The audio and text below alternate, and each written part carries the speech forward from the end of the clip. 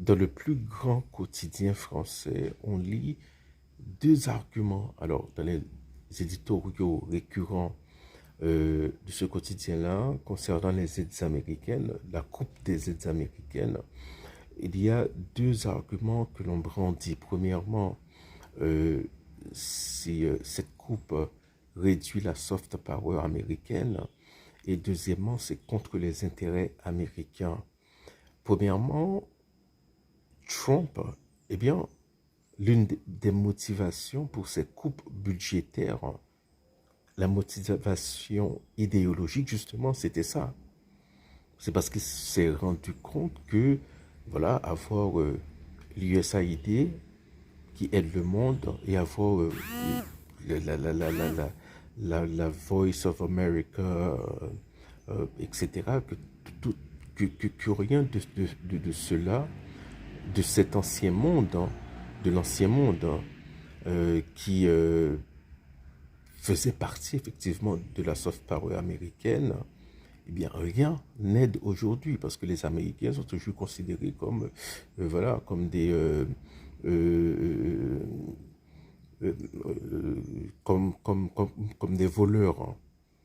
Et comme ils disent sur Obama, l'Amérique a perdu de sa grandeur parce que l'Amérique est devenue une puissance parmi d'autres, hein. Donc c'est ça, MAGA, c'est en vue de rectifier cela. Et le deuxième argument, c'est que c'est contre l'intérêt des Américains. Alors, là, on n'est pas sûr, hein. Peut-être à la longue, hein. Mais on se pose la question, hein, parce que les Américains n'ont jamais eu de base significative en Afrique, hein. C'était les Européens. Voilà. Euh, comme chantait Chicken Jaffa Koli, hein, ils se sont partagés le monde. Effectivement, hein, en Afrique, c'était les bases françaises, belges, hein, et les Américains. Les pays les plus touchés, ce sont les pays africains.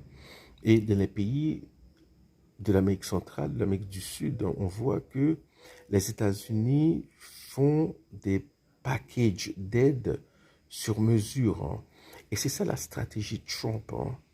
Je pense que c'est l'une des innovations de la stratégie de Trump, c'est de vouloir négocier, travailler